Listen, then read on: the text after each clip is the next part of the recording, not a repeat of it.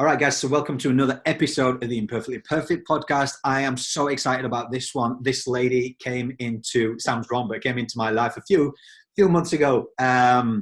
Incredible backstory behind it. A good friend of mine, Jeremy Jackson, went onto a podcast. We're speaking about the Imperfectly Perfect campaign, and this lady suddenly turned around and showed her tattoo, which says Perfectly Imperfect. The rest is history. So firstly, welcome to the show, Eden. Thank you. You're such an inspiration and just such a wonderful, wonderful spirit in this human form that we have to live out.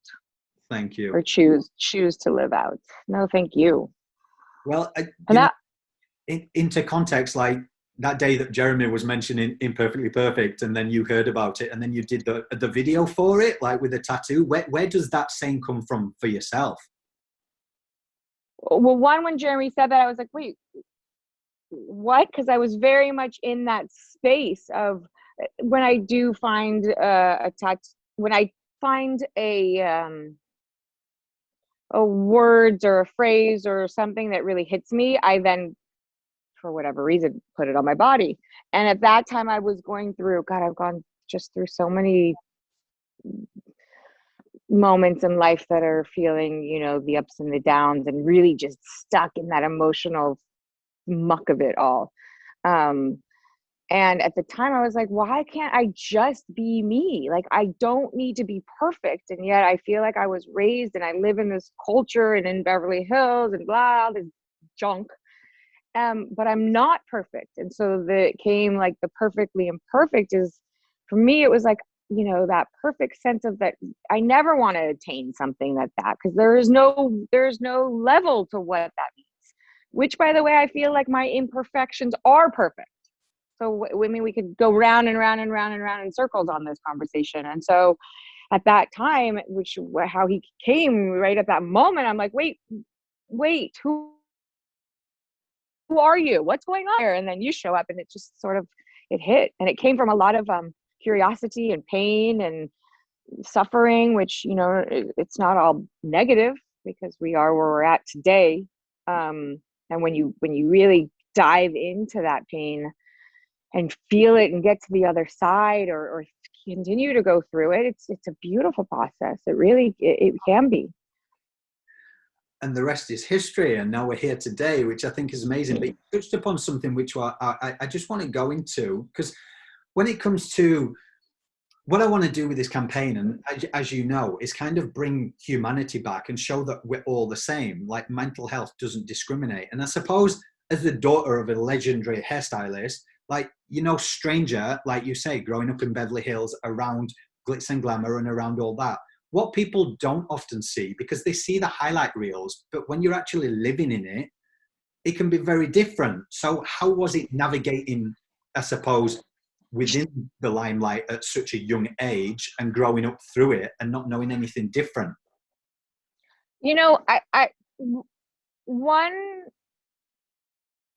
I did know different because my father was smart enough to know that being raised in London and during the wartime and being put in an orphanage and coming from nothing, that the bubble that he then brought his kids to was not reality. We were fortunate because he worked his tush off and that he can give us this lifestyle, but he damn well made us understand that this is not reality. And the reality was he took us and traveled and worked in, okay, maybe not the meaning of work when we were kids, but got to be a part of different cultures and third world countries that people don't have what we had. And my heart would always gravitate towards that. And so I was raised with Carmen and Tisha, who were my nannies and my lifeline, because my parents were busy and my mom's a recovering alcoholic. And thank God for them, because I found myself wanting to get out of the big house with all the kids and just stuff and go to Tisha's apartment deep in the valley, 2 bedrooms and 15 family members. And the living room was packed and the kids' bedroom had like 6 of us. And that, the typical Latin family, but there was so much love and kindness. And that's where I felt safe. So it was as if I was born into this place of, oh my God, you're so lucky, Eden. You can have the world, you know? And yet there was this deep sadness and loneliness that I had all the time.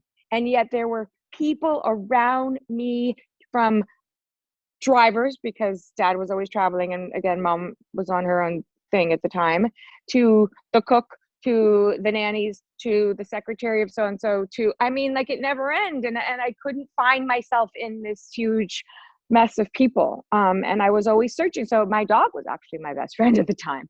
And he ran away, and that was really, really painful. So, you know, being of this family and in Beverly Hills wasn't what I knew to be real. It was always searching for more. And so there was always something unsettling within my soul. And then at some point, of course, you want to step into what it is and who you think you are. I mean, this is, okay, this is my mom, this is my dad, this is my sister. She's up, you know, she's addicted. She's a little off her rocker. What's going on here? These are my brothers. I'm just trying to go to school and be normal and have my group of friends.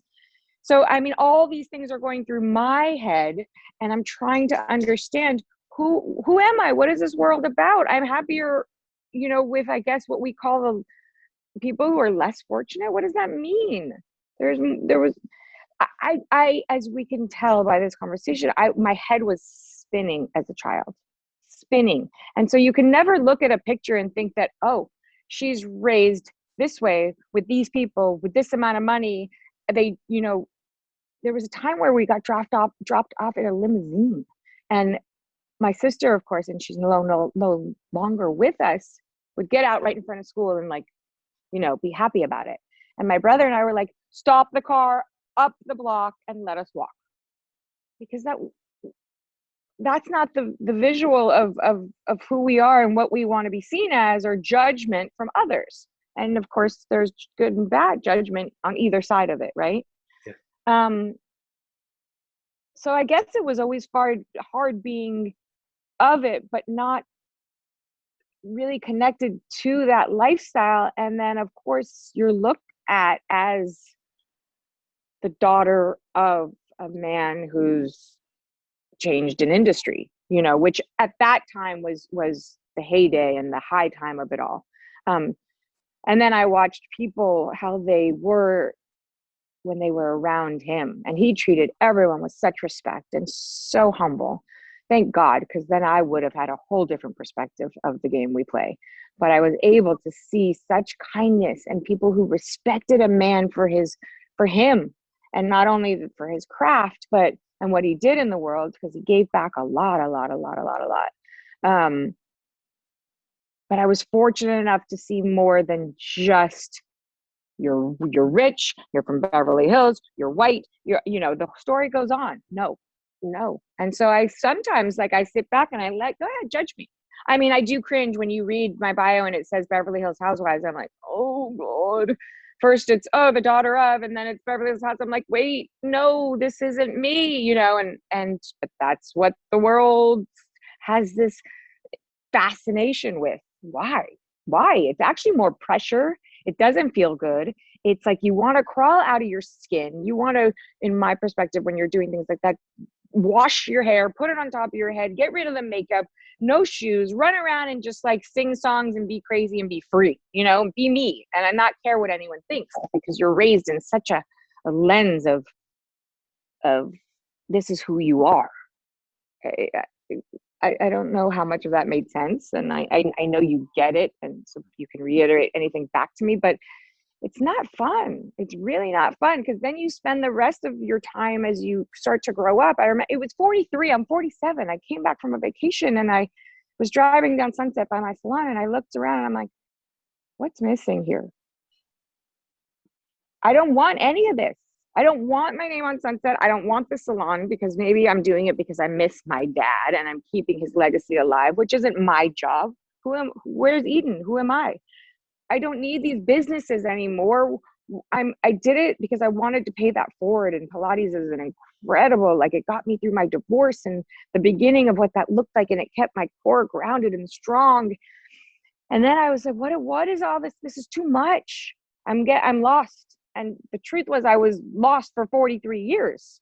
And that was only what I got sober at 39. So 4 years sober. And I was lost completely. And thank God I wasn't using, but it was really, really painful and eye-opening to think like I was supposed to be Eden Sassoon. What does that mean? Just because your dad's name's in in the media, or he had a skill and that he was using and he was good at it, that it stops there, or it should have. There shouldn't have been the pressure on me, and I'm not blaming anyone, but I fell into it. There's the pressure of being thin, the pressure of being, looked at as, well, if you want to tweak this, darling, we can, you need breasts because everyone else has them. And I didn't feel good enough that I compared myself to these people or the media, what they say is sexy.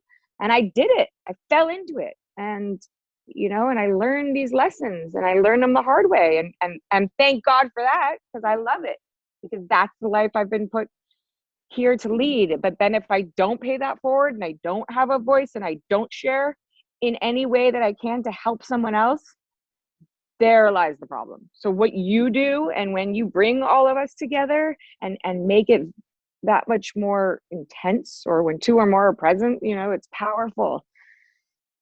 And it's really not all that. It's not the one thing that I can say, that if you have a tiny sense of decency inside you, and you have any sort of platform to spread some goodness and change someone's life or the world in any way, then that makes you someone special. The rest means nothing, absolutely nothing. Because I always think, and I'm going to shut up in a minute, and I relate it back to my dad's death, because I was on my way to his house to get him for his second round of chemo that day, and he didn't make it that morning. And I was on my way, or I got a call right when I was leaving, and the doctor said, he's gone. And of course I was in pure panic. And what kept going through my head is, what happens in those last 5, 10 minutes, 3 minutes of life when you're going through to the end? Because you can't run a movie of everything that you've done, because who fucking cares? Like, what goes through your head? And to me, it's those moments where this moment where you and I are talking, the moment where you're holding someone, the moment where you actually feel and your heart's alive, the moment where you're so vulnerable that you're crying, or snot's coming out of your nose, or I don't even know what's happening, or you're out there doing an act of service for someone who needs it. Sorry, there's or just the simple laughter with someone you love, the simple things that can actually make a huge difference. And at that point, then what was it all for? Your ego's out there running amok. Meanwhile, it comes down to like a few final moments, Wow. Sorry. No, I love that. I could listen to it all day, because I think it's what you've just said there. It's everything about being imperfectly perfect. We realize that our imperfections are perfect, and people, we're all on this human form. We're all evolving, and we have to learn lessons along the way. And I've even learned, I think we go through those stages. We just need to be mindful of judgment, because we all go through these stages where we've all got a bit of ego, and some people can be inflated a little bit more when they lead a better life, or they get opportunities or something. And no disrespect to anybody. I think it's just being more mindful, because we never know what's going on behind the scenes. And this is the thing with the whole disrupting social media. It's like, it's a job at the end of the day as well. People are putting on their like highlight reels, but behind that, a lot of work goes into it. I love the fact that your dad taught you everything about growing up without like giving you everything. I think that's just amazing. And then what comes from that. But there's so much misconception out there with these, like, when people see this thing and think, like you said, privileged, all this, and how would they ever know? How they wouldn't understand. And we're all humans. We've all got emotions. We all go through all that. So everything that you just unraveled, and thank you for sharing all that, because I think it's the hard conversations of drawing the truth out that's actually going to make the world a better place by going, you know what, we are all human. We are all imperfectly perfect. And I just think it's... I completely agree, because what, I work on the project on Sweet TV for Amazon Live, and it's such a beautiful platform because I take it as, oh, are these gone? Can you hear me without these? Yeah. I take it as and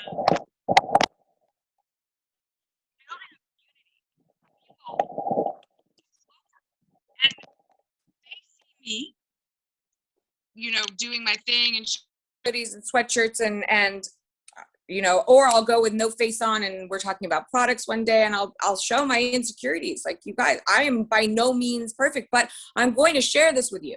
Or even as vain as my, facelift. If I'm going to do it, then you know what? I might as well pay this forward and be honest about it, because there are other women out there who may be struggling with getting older. And this is on a very, superficial level, but it's the truth. And so share that with somebody who's having a really hard time aging and maybe is thinking of this. Or when it comes to sobriety, like, it's cool to be sober, and people are so afraid to not have the drink in their hand, or all these fears. And so I guess in opening that door for people, like, look, I'm not what you think I am. I'm just like you. I promise you, just pick up the phone and talk to me. There's no difference. So we did this call on Amazon and Sway TV, and this woman was like, I'm so nervous to talk to a celebrity. I said, Rosalinda, I'm not. I'm just like you. And 2.5 hours later, and her whole life story, and it was phenomenal. And we were two souls connecting, and yet she had all these, like, oh my God, you get to talk to me. Like, what? No, there's this idea of, yes, if Gandhi or Nelson Mandela was sitting next to me, as much as they are just like me, I would be in awe,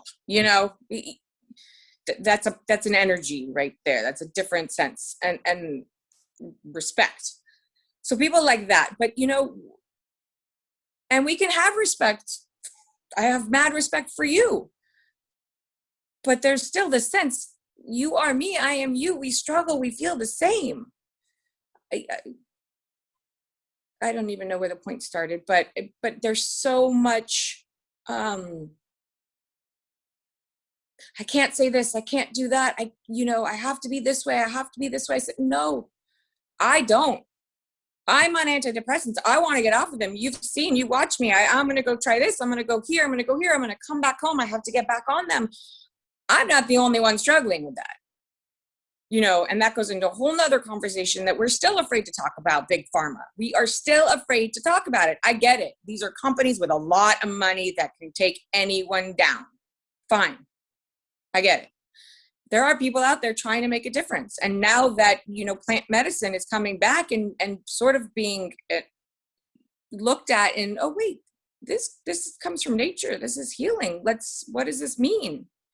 It's a very fine line that they're stepping over, but it's all done in the right way, or make sure taxes are paid. I don't even know, but there's always a higher sort of what is really going on here. How did we even get from day one to who's who and who's not who? You know what I mean? You go back to these levels of I want to sit under the tree with the guys who are talking about the meaning of fucking life and the birds that are flying over my head. And I don't, now it's like, oh, my ass is too small. My ass is too big. My lips aren't big enough. My boobs, oh, they hurt me. I'm going to take it. Like, what is going on? No, slow down. It's funny when you mentioned that, because the other day we was talking about, the word, I think it was, how everyone throws around, what? Wait, can you hear me? Yes. Yeah. I hear you better. There, now talk. Can you hear me now? Yes, thank you. Okay. You were still. So we was talking the other day, and like attesting to what you said there, I think the word around, I think it was the word authenticity, because sometimes to me, when people throw that word around, I'm like, people's actions don't mean what it means sometimes. So we went through like the definition of everything. And there was one thing talking about, if you take it back, really far back, it's all about just making something that's actually, I think this was the word. I need to check if this was the word. Yeah. But my basis point was that it's an actual thing that makes something go. It's us along the way, humanity, that's gone. So in a sense, that's going, your legs are made for you to be able to walk and to move. However, it's us as humans who have gone, they're too fat, they're too thin, they're too, and I mean, on ourselves. And it's one of these things where we're going, what have you learned? I'll ask you this, Eden. What have you learned? Because, of course, you've evolved and we're always learning lessons, and we can look back at things as blessings now and how we've grown along them. What have you learned in your time that makes you ultimately happy when you remove external things? What are kind of like the 2 or 3 pivotal things for yourself that you're learning? And we're always still learning. That's such a good question.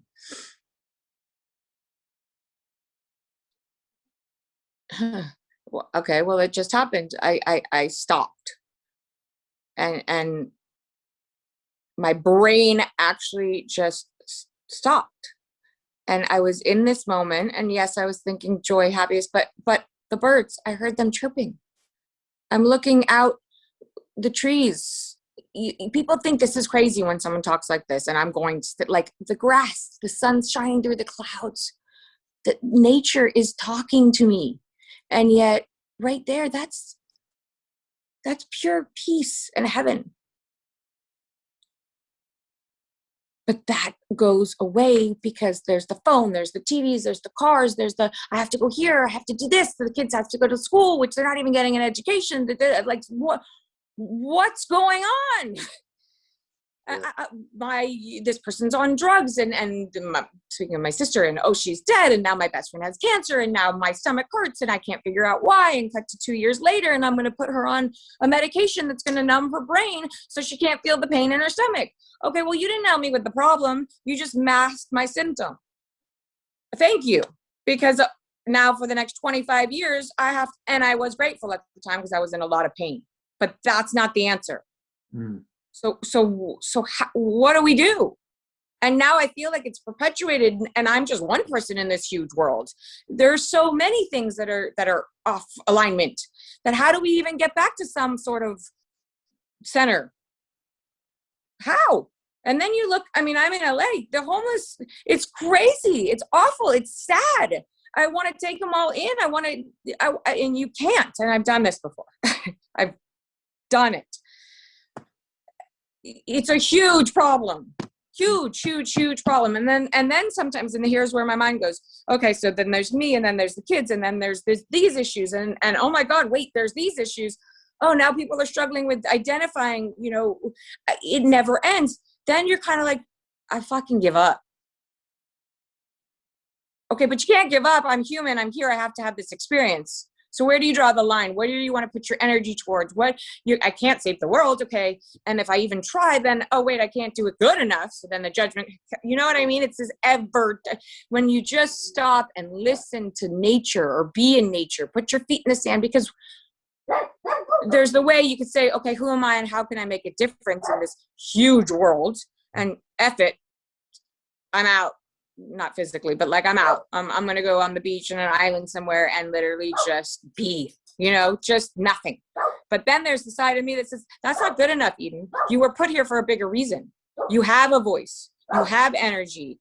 You do have a sense of, Gracie, my love, shush, a platform that you were given, whether you were born under your father's name, well, then use it for the greater good. Find a way to help make a difference. And because I've been blessed with the struggles and having to always search and find and why, what does this mean? What does this mean? What does this mean? And maybe there's no meaning. Maybe it's just part of what is. And if you can sort of by design pull your human self out of it and realize, all right, this is a blessing. Stop this mind that keeps telling you the opposite of everything. Yeah. And just just be present. And if I know that if I show up and I'm present, usually magic happens. And I don't say that from any ego place, but if I'm true to not this, the brain is all over and fun and cuckoo and crazy and mean at times, mean to myself more so than others. But if I stay in that like soul, my gut, the true essence of who I am, the magic happens. There's like the imperfectly perfect of what life can actually be. And that one hits the other and the other and the other, and we're all coming together. And that's some powerful, powerful, powerful energy.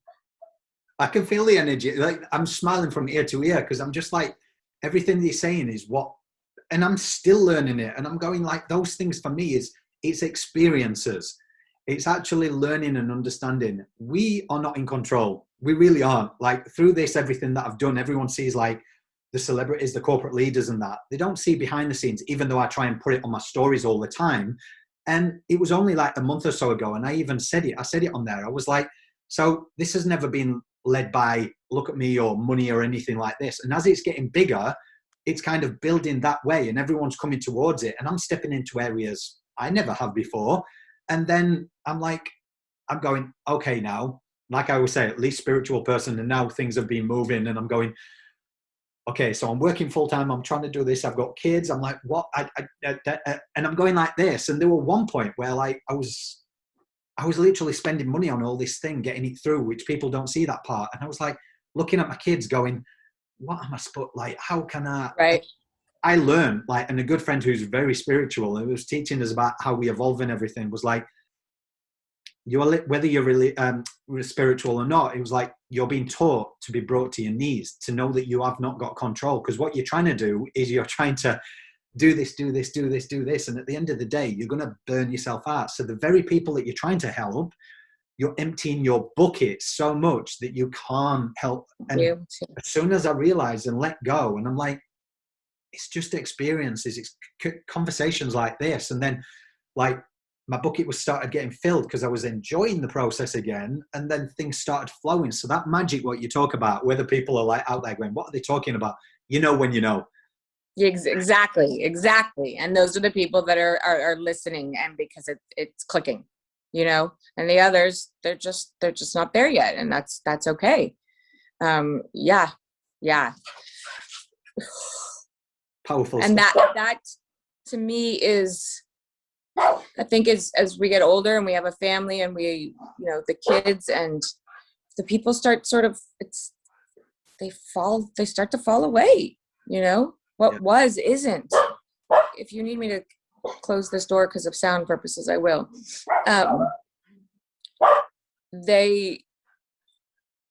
It all shifts, and then you have kids and you're like, wait, so we're mirroring one another, and I'm 47 and I'm learning this, and this, which is really powerful in my life. And you're 16 and you're learning this, and this.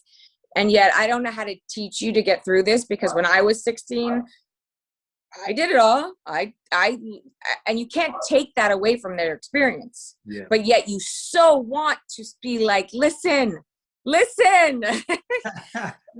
you know, and yet it's a different age.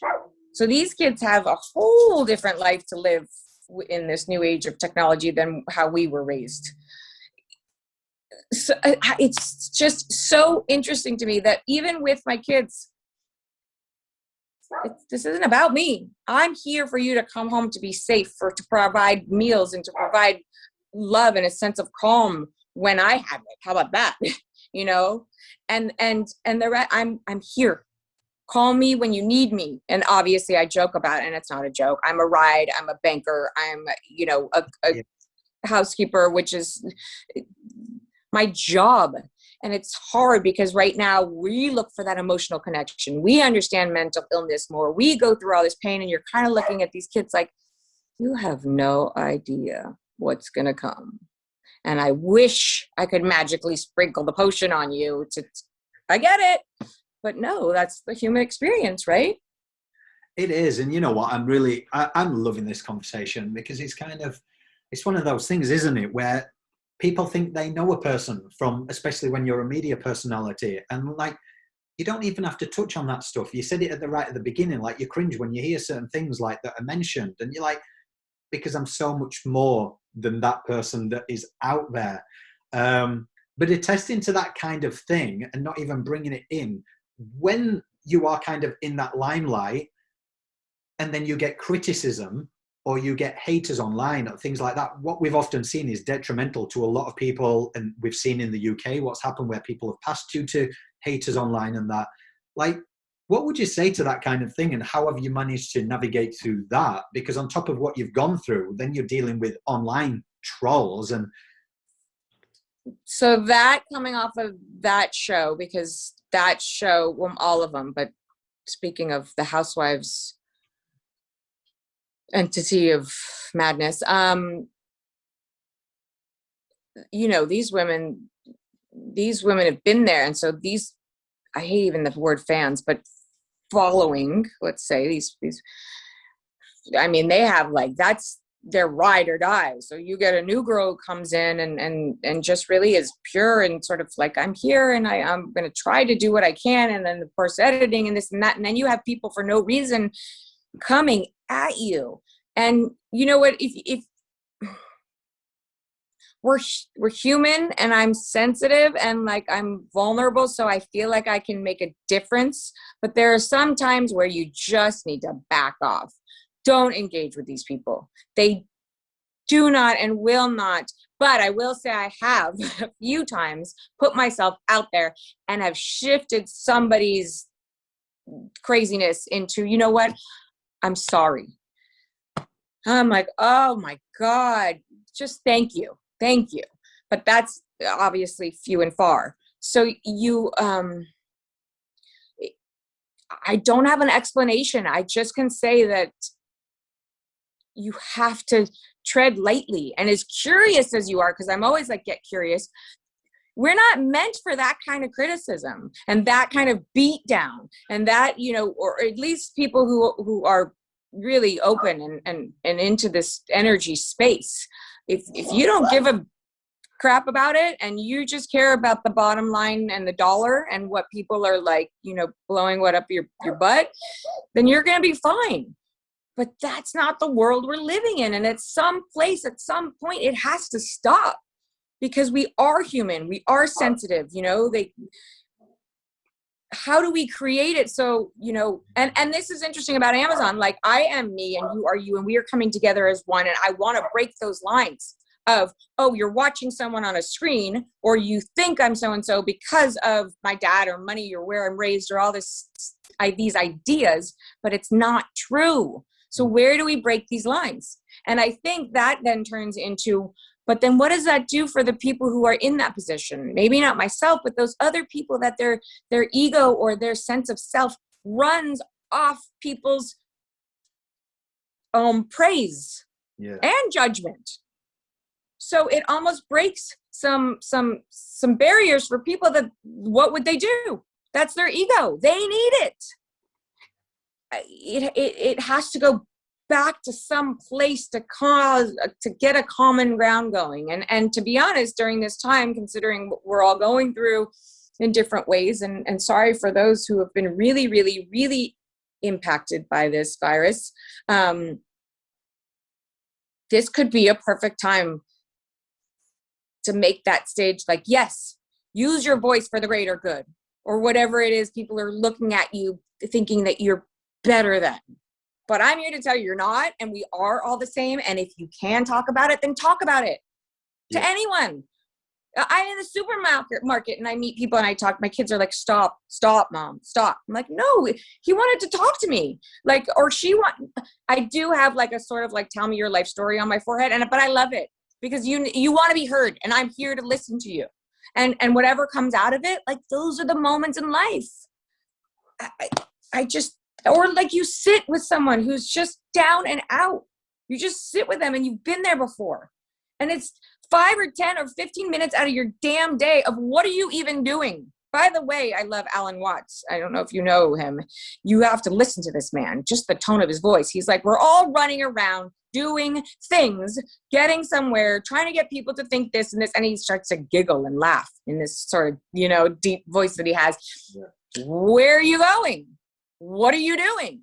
I'm like, what are we doing? You can say, I'm doing something for the greater good to make a change. Yes. Other than that, unless you're a doctor or, you know, things that can keep you alive.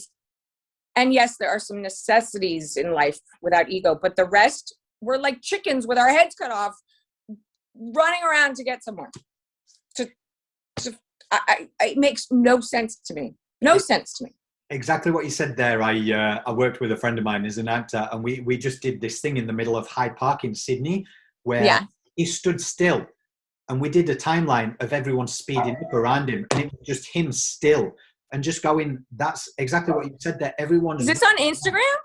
Yeah, I'll send it to you again. I'll I will go see it and share it. Oh my God. Okay.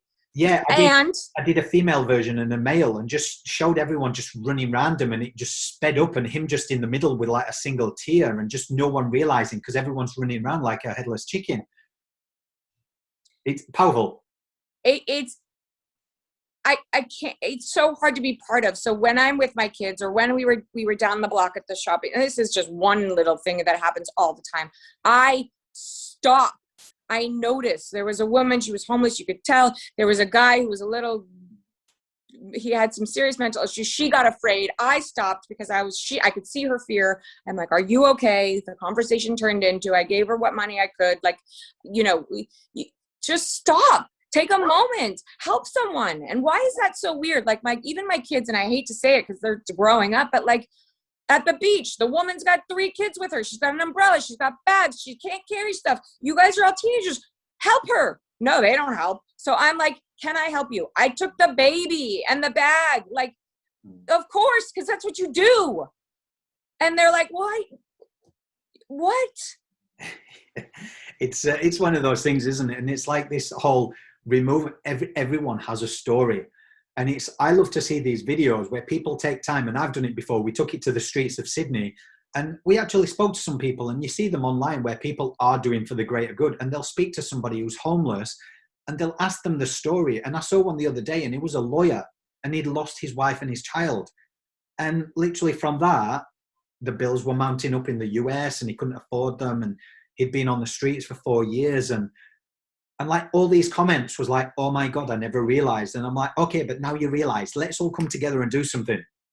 Like, yes, I know it's hard to do it on a general, but if we start one person at a time and collectively together, then like you said, just help that next person, help your man and help your woman. And it's kind of stop looking at the outskirts and just what's in here. Completely agreed. And again, I love what you do, because it's like that social experiment when you step into the elevator and you step in like that and you're the last one in. I love this. They taught me this in college. I'm like, oh, that's so fun. And everyone's looking out and everyone's just standing there not saying a goddamn word. Excuse me. And you're like, you step in and you look at everyone, you look at them and you actually smile and you say, hi, how are you? And they look at like you're out of your mind. Turn around, look at the door, wait to get to your floor and get out. Like, what? So true. Or these days you go into a restaurant and you look around. Have you ever done this? And you actually look around and everyone's heads in their phones and you're like, oh. That one.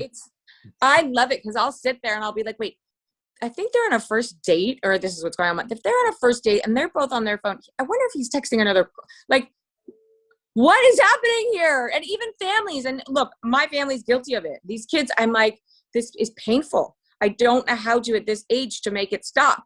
Yeah. And at some point they're going to come into their own and learn, talk about what we're talking about.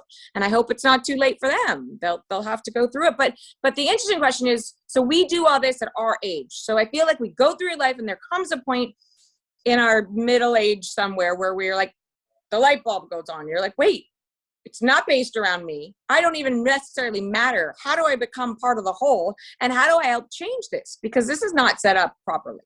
And I don't know what that looks like. But I want to make some change. And then you're like, I only have half left, maybe, if that. And then the cycle continues. So when at some point are these kids born into a world that is changed, that the cycle stops, that the education is different, that it's not about how much money you have, who you are, what you've done, your list of accomplishments in whatever business, because in actuality, no one gives a fuck, excuse my language. What have you done for someone else? And that's what my dad used to tell me. I would sit in the car as a teenager, like my kids do, and I literally listen to them. I'm like, oh, I just can't. And my dad used to say, Eden, and in his English accent, and he'd say, go do something for somebody. Basically telling me your problems don't matter, one, and once you start doing for others, they will all go away. And I didn't get it as a kid, because how could I? It was all about me. And now I'm like, oh God, what time I wasted, what energy I wasted to go out and have another drink and flirt with the guy at the end of the bar, but of course it's life. It's an experience. I don't. And I mean, you wouldn't be where you are today without these lessons and learning. And at the time, obviously, like, they're bloody hard lessons. And you're like, what the, like, all this kind of stuff. But even a good friend of mine, Damien Bodie, he said to me, and he made me like question it. He was like, okay, so even attesting to kind of what you said there, it was like, think about when you go out for drinks and dinner with your friends and you're all sat there. He said, how many times have you actually sat there? And I want you to picture your circle now and actually talked about your aspirations and about helping people in this world. He said 9 out of 10 times it's about, oh, my job was crap today. Oh, this person. And I sat there and I was like, that is true. I wonder how many more people, instead of sitting there collectively going, what are your dreams? What are your goals? How can we help you? And how can we help each other and stuff like that? And Right. Well, so that's brilliant, because yes. And these, I don't know why, but those coffee table games, they're really, like, can be really positive and actually talking. I think you're onto something. We need an imperfectly perfect game. Coffee game. Oh, hello. That's genius. We need, like, the cards games, and we're at dinner. You talk about it, and you get into depth about these conversations, and you open it up to, yes. Okay. So this is where my mind goes. But I do find people now, like, I find, if you go to a dinner party or you're around a group of people and you're all talking like that, I'm like, I want to go home. I want to sit on my couch alone. I want to be with my dogs. I'd rather be mindlessly watching something on the TV than actually having to absorb this energy right now. It's a thing. Or if I can sort of add to the conversation in my way, and people might look at you and be like, it's not so bad here in LA, but it's, it's like, at times I'm a little out there, like I take people to places, but I think, then what's it all about? If I haven't changed you in the hour that we spend, or made you think something different, or offered up, like, whoa, then why bother with me? Like, really, why? It's true, because my head's even gone further into your game thing. I've just sat there, even to that analogy of it's simple, stupid. It's like one card. Who is Eden Sassoon? And it's as simple as that. Who actually, as friends in our circle, our family, because even my mum said to me the other week, like, we'd had a falling out, and then she was like, I know you. And I was like, to be honest with you, I left England at 22. I was like, I've grown. I was like, as much as our parents and everyone thinks they don't know us. We're individuals, and we're growing and we're evolving, and we don't. So even to pulling a card saying, who is Eden Sassoon? Who's Glenn Marsden? Well, so that could be an incredible family game, or like questions that maybe not the names, because you want to sell it on a, here I am thinking like business wise, but you ask, like, here's the family version of Imperfectly Perfect, and then the friends version, or just the game night with people you don't know, and getting deep. Take these games to the next level. What we're playing here, and we're supposed to be fun, but let's go deep with it and make deep the fun topic. Yeah. Who wants to talk about how your fucking day was? I don't care. I care about you. Tell me how you feel. Like, tell me what you're going to do. Tell me that you spoke to someone or made a difference somehow, some way. Anything. I don't care. Totally. But like, if you talk about politics one more time, if we have to talk about, what's going on with the virus, like, I don't know. And my brain goes, and I totally check out. Totally check out. Yeah. But then again, I can be shallow because I am single. I'm like, oh, wait, did you see him? He was so cute. Oh, he works out. But then I go into the whole fitness. I mean, you know, we are, you know, part of it at times, but I prefer not to be. And that there lies a struggle for me, to be honest. There lies a struggle for me. But you know what I love about you is that now, like you say, you've learnt your lessons, you've gone through everything that you've gone through, and we've touched upon it. But what I want to go on is to the, like, you love to spread positivity and self-care now, and it's everything you're about, and wellness and the cleansing and stuff like that. So I suppose if there's any, because we've got that global audience, if there's people out there that are thinking, oh, I can't speak up, or I can't, like, what was it like the first time you actually spoke up? I always ask this question, but did it feel like a weight off your shoulders when you actually thought, because you know, with mental health or anything that you're going through, sometimes you're thinking, you're suppressing it and you're trying to hold on because you think nobody else is going through what you're going through. When I was a kid, again, growing up in the chaos with everyone around me, yet I was alone, which is a very, very, very, I'm sure many people listening can relate to that, possibly. It's isolating. I would go to therapy and I would fall asleep crying, so excited to go just talk, because my throat would actually get tight. Like I couldn't say a word emotionally at all. And I was always sick. I always had swollen glands. And I do believe, obviously, we're energy, so it's held in your body and it does cause dis-ease. And so I would go to therapy and I'd get onto the couch and I wouldn't say one thing. I could not speak. So I started to find myself really uncomfortable in situations where it's either two people or like in the silence. I wasn't comfortable in the silence. Now I could sit in silence with someone all damn day and love it and just have the best time, because there's such beauty and safety and playfulness in the silence. But before, it was so scary for me. So scary. So then I thought, wait, I have to use my voice. I can't talk. So I fought for it. I went to acting class. I was like, this has got to be a way for me to get outside of myself, because I was so deep in these layers. Of course, I turned to alcohol and it helped. But so that's not a good idea. Don't turn to alcohol to find your voice. But I did. And I had to then re-find it. And that was difficult too.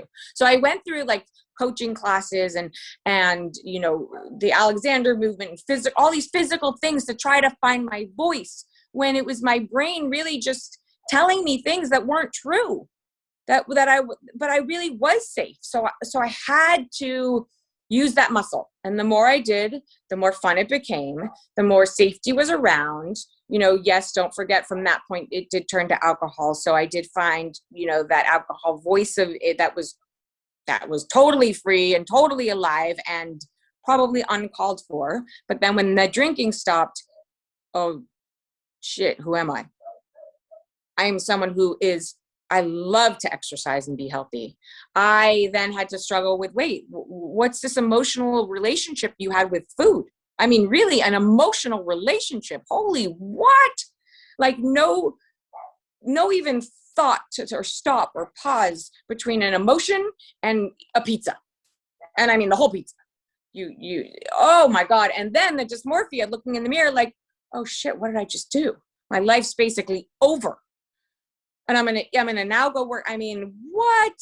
So it all had to come to like the pause, the stop. What does this all mean? And what am I doing? Because I'm going to spin out of control. And not, you know, it was a progressive thing.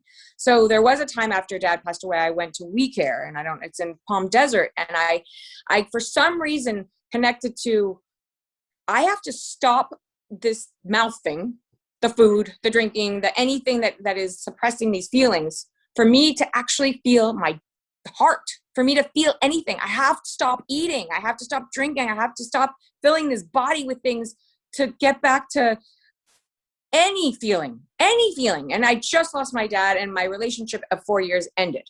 I was broken, but I was searching for who, what, where, how. And that was like the beginning of a big journey of becoming sober. So I stopped the drinking. I learned how to, and I have my moments when I'm emotionally charged and I'm again in that human muck of it all, as opposed to by design, and you can kind of pull out and realize that you have total control over your brain. Your brain does not control you, and you can path these pathways that your effed up thinking can be positive. You just have to learn how to do that. And so I'm learning all that. And I stop and I pause. I'm like, oh my God, I didn't need all that. I feel good. I don't have to beat myself up. I don't have to go run 4 miles right now. Like, oh, this is kind of easy. This is fun. So there's alcohol. There's the relationship with food. There's the anger sometimes issues that came in my life because I couldn't express myself, because I couldn't talk, and I held everything in my body. That one little poke, the beast came out. And so I would talk to someone. He's like, okay, so let's go into this place of compassion. Well, my compassion is all the way to the kids in Africa who has no food and they're starving and their bellies are out here and the tears come and I can't handle it. And why does that have to happen? And so he takes me to compassion. Meanwhile, I'm like, I came here because I get angry at my friend, and now I'm in Africa with kids starving. And how are you going to get me back to some safe place? Well, that didn't work out well. I said, I'm never going back to that. So now I can't be in compassion or anger. I'm like, I'm screwed. What do I do? What do I do? And why am I angry? So in working through these things, which if you think about it, it's fun. Switch the idea of this doesn't have to be so difficult. And maybe, I'm passionate about it, so it sounds like, oh, this is intense. It's playful. It can be fun. Like, get curious. Ask, why after feeling this way, maybe do I feel like someone just wronged me, or maybe they withheld information from me, which immediately makes me want to go run to the fridge and pull the food out. No. Hold on. Let's just think, okay, so what am I feeling? Why am I feeling that? Did that person really do that? Maybe you want to pick up the phone and talk to them instead of acting out, or don't pick up the drink or the cigarette or whatever it may be, or let's just take a minute, go get on the treadmill and slowly, Eden, walk for 25 minutes. I don't know. Think of something different. Get out of the box that you were born into. Like, stop. And I just started to really question and get curious about it all. I mean, it all. Even to the point where I used to, and I'm going to be really honest, have relationships after drinking. I was so afraid of how I was going to be sexual with people, intimate with people in any way, even a kiss, without alcohol, that I couldn't imagine not drinking. And that thought to me was so frightening. And I realized, okay, this is really easy. I don't need alcohol for that. But now I'm using that as some tool to feel something that's not even probably real. And now it's that I'm on to feel. When it was the alcohol, you see what I'm saying? The acts of just kept carrying. I was like, okay, so 8 years later, I was like, I think I want to get close to people and really be vulnerable and show my heart before I actually kiss them or touch them or let them touch me in any way. When before it was, no, I'm going to dive in this side and see if this side comes. Well, that doesn't happen, because at that point, my walls are up and you're out the front door, and that's it. On to the next. So it's like, I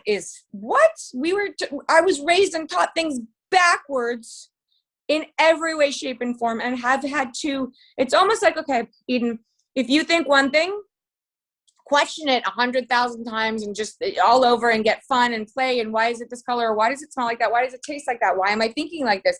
Till you come to the other answer, and the other answer is probably the right answer. And it's true. I've been finding like, oh, I like this game of life that we call, this could actually be fun done the right way.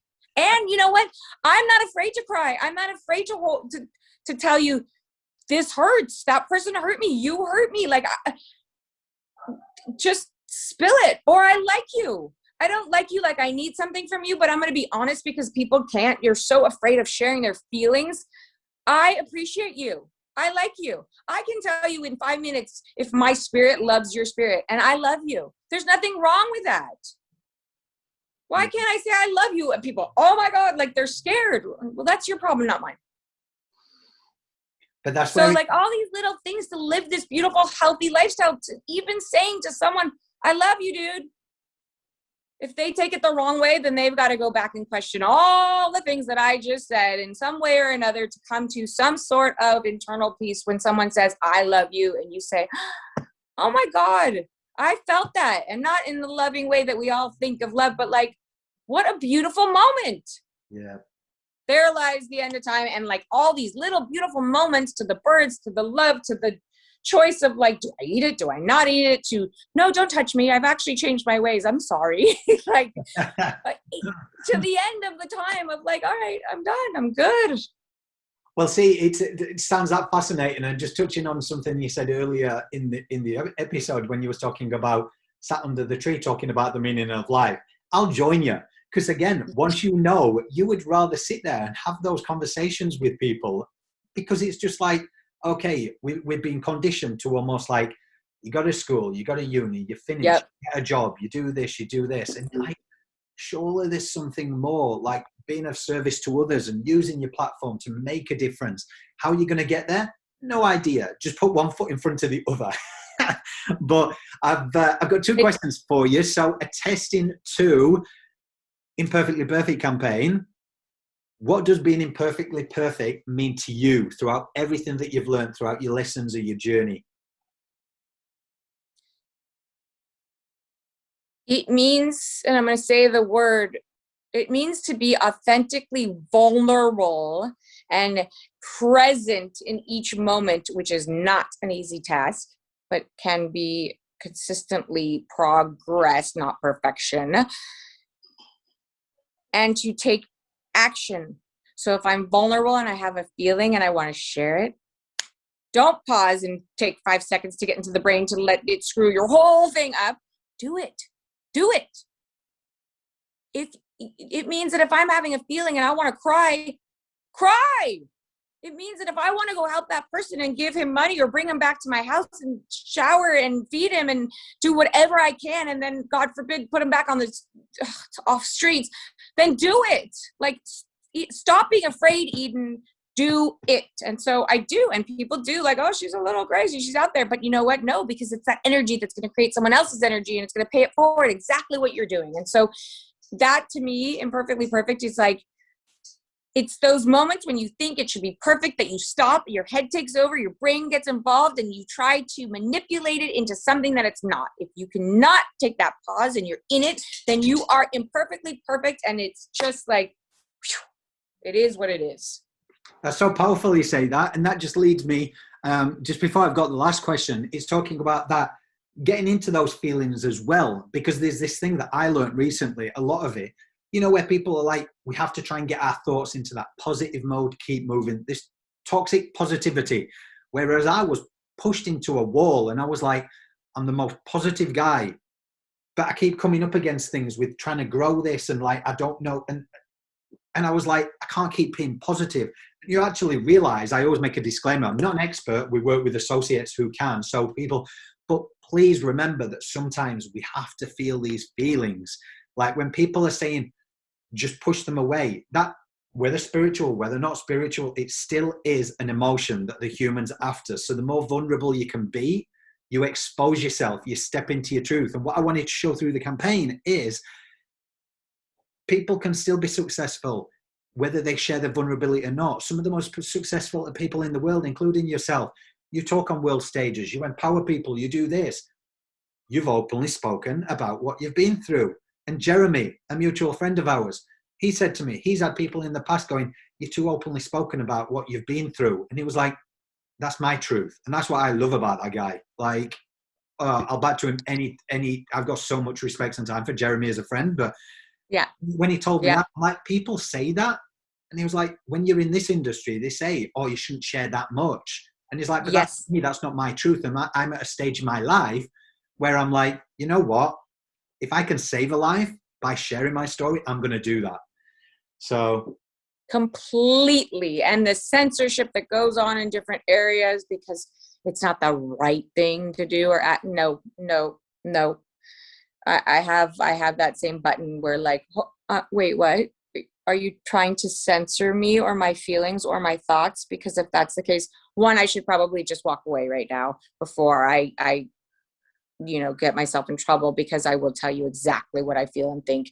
And then, you know what, maybe I will leave you something to think about, because you're the asshole, not me.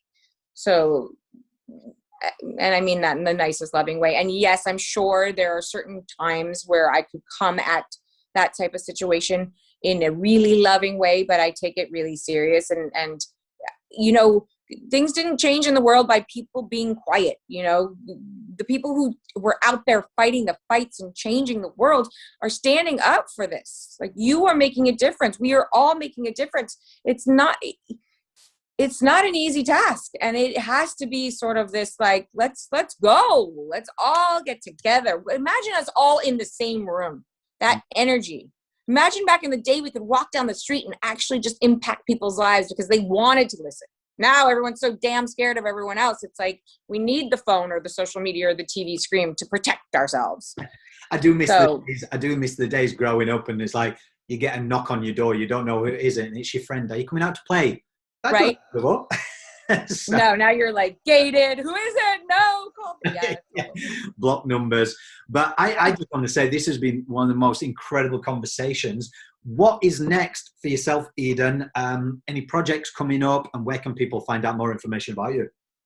I am in that transition phase, which I love. I'm actually, we are at Sway TV, and it's on Amazon Live, which is the live streaming platform. And for me, it's really taking what we're talking about, because I've cried there. I broke down relationships, sobriety, things that you wouldn't see maybe on Amazon Live, but that's me. And that's what you get when we're talking. So I am still making a difference in this world. Otherwise, I really you'll find me on an island somewhere just chilling. If I'm not there, I'm on my Instagram at Eden Sassoon or at Sway TV Live, really talking to people. Exactly what you and I have done. Listening to people, laughing, crying, getting it out, and sharing my story, so I give them the permission to be like, wait, oh, I'm on antidepressants too. I don't, you know what I mean? Just, you know exactly what I mean. Yeah. And I think the natural finding of everyone, just sort of how you and I met, it's like, it happens. You're all, I spoke about you twice today. Oh, and one podcast that I did earlier. So I'm sending her your way. And it's just the more people like us that are coming together and talking, it makes a difference. And I just want to say big shout out to Amazon for that, because the more networks that are opening these conversations, I think is incredible, because I even learned there's a lot of networks that don't touch these subjects. So to hear that, I just think it's huge. And if you want, we can go live Zoom together on Sway, which is Amazon Live, and you can pick. Of course, there's a product involved, but maybe you don't have a book or anything right now, do you? We're just working on something at the moment. I'll tell you after this if you like. Okay. Yeah. So whether it's that at that time, or we can do it sooner, and we can pick, your 3 favorite books that changed your life, or 3, we tie it back to something, because it is a, product based, but they want content. They want real content. They chose us as one of their top streaming platforms. So, I mean, at some point I would love to have you on a Zoom and talking about this, and talking about you and why, and exactly what we just did, and turn the table around. Bless you. Well, I'll tell you, my favorite book is changed my life. It was called Letting Go, The Art of Surrender. Read it. David R. Hawkins. What's your favorite book that's changed your life? I think, okay, I'm going to have to write that down. Why do I feel like I buy all the books, I put them there, and I'll put them up every 2 pages, because my brain can't focus on. Yeah. It's called this one. Okay. Letting Go. I'll show you a picture of it, but yeah, okay. It's just about where we realize that ultimately we don't have control in anything. We've got to let it go. But I'm going to put all the links up to where you can find Eden. But until next time, guys, I just want to say on behalf of the campaign, our audience, on me, thank you so much, Eden, for your time. I love you, buddy. I do. I can honestly say that. And you are like-minded spirits that travel together. Like anything, I'm 100% behind you, here for you. Just say the word, whatever that looks like. Bless you. Bless you. Well, guys, make sure that you go to subscribe to iHeartRadio or Spotify, the Imperfectly Perfect podcast. Until next time, guys, keep having the hard conversations, because it's the hard conversations that are saving lives.